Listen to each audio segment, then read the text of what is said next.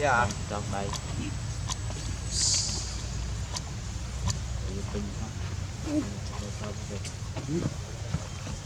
Môn chân kia.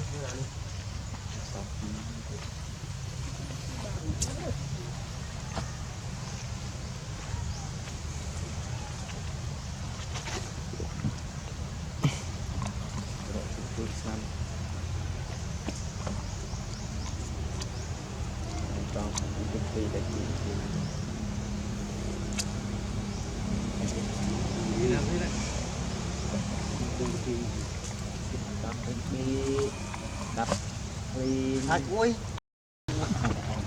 đây chơi rục lên hoa tía miền dập tí gì đây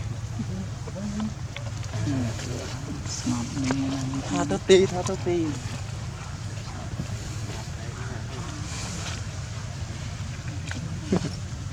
lôi đại nhóm đó lớn đánh cặp đó lên đây lớn thực bảo kia tự nhiên côn ăn đi ăn buôn quy mô một côn đi vào hai con muột đôi gì à nam phải áo đuôi chờ à con đôi chú có trôi khai đó đôi ấy chạy anh biết này mát tôi đấy sân ha để đây là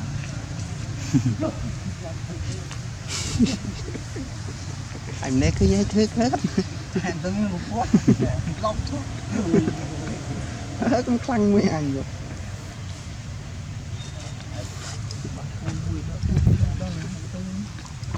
biết nó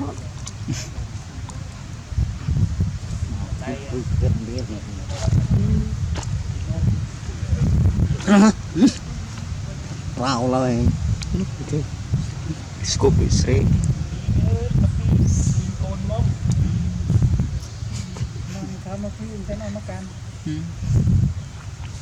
pin côn ngày nay mong phao thằng nó một rồi tìm một rồi anh này mua rồi này một tháng có thở hơi đâu cái này Chết nà bố rốt môi mê chui quay phía đó có mê chui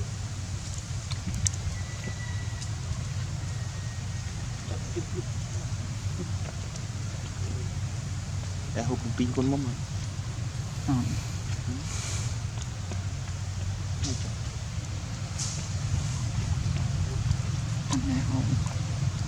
phao bún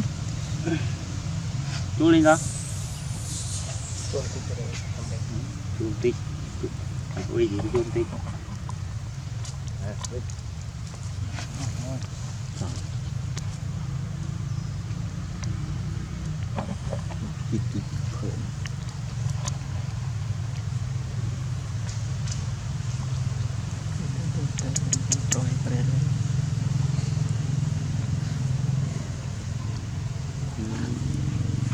buồn đấy anh em nhé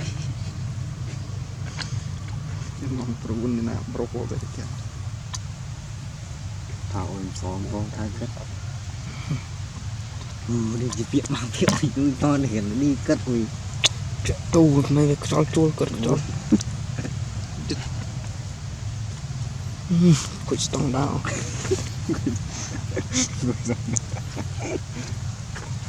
rồi là tiệm mặt con đà quá này để đông casino ấy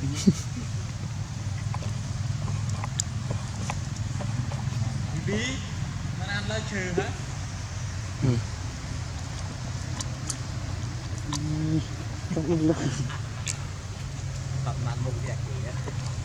đánh bằng một phay dần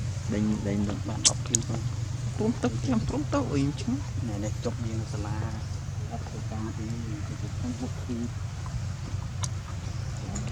cú riêng đấy không tôi riêng nó muốn tốt giật cho he nó chị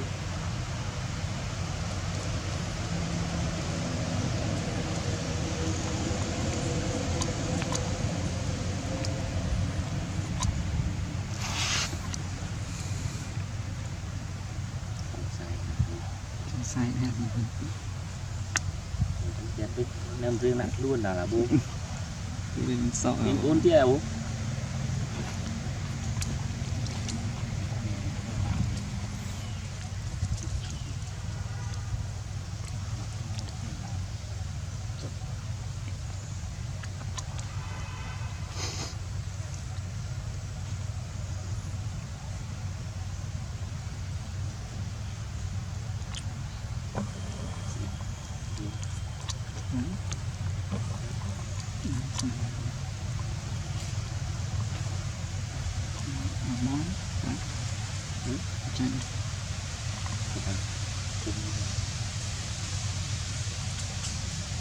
lên luôn này lên luôn rồi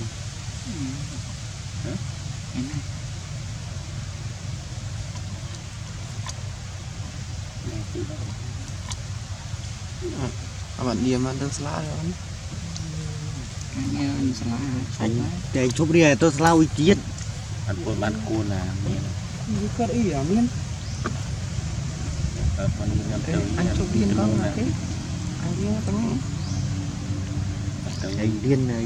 điên chùa bà riêng đâu chùa chung như nhé là tân này mình cái số điên này hộp cái năm ngàn một lòi rồi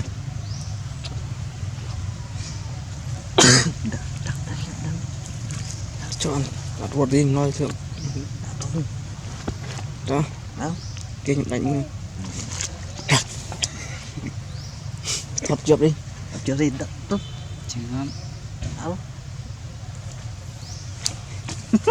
mình nu hả bây luôn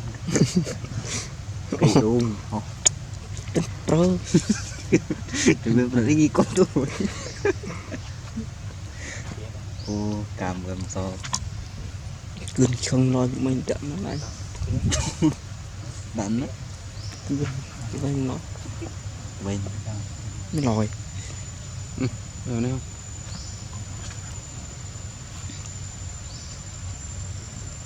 chỉ không biết luôn nhé không bỏ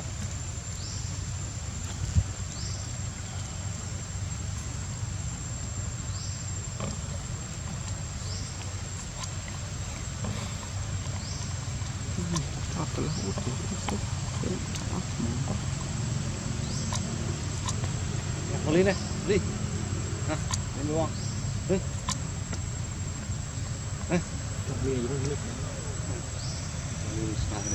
gì đây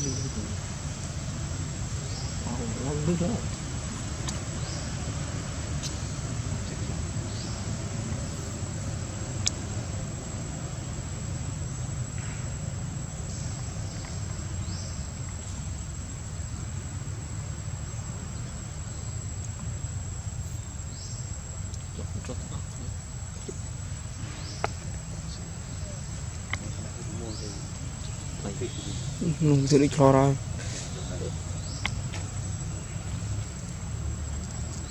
Pak, tuh nih. Đi ra đi.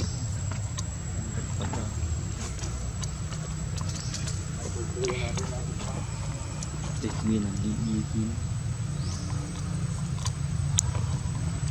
Mau rồi.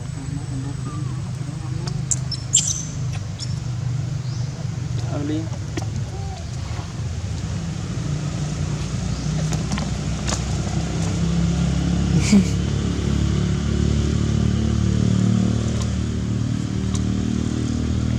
lên đinh 50 triệu rồi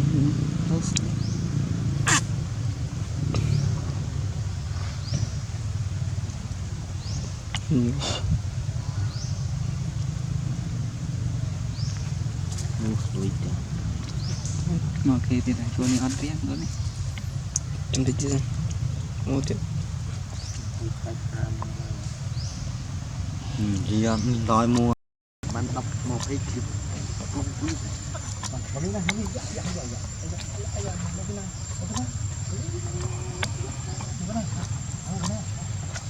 Bye bye mẹ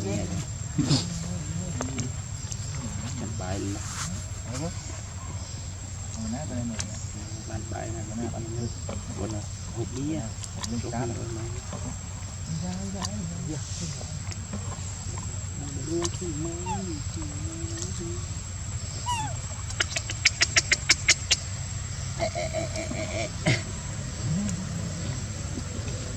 thì ê ơi mò có đúng không bạnนี่จูจะน้องพี่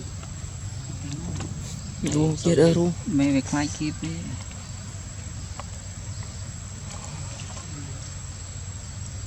chụp mẹ kia bên kia mẹ dỗ nó mà nó đâu nó ở tàu đinh kia thì phải coi cái đinh yên hơn đinh cái đinh ở đây rất hại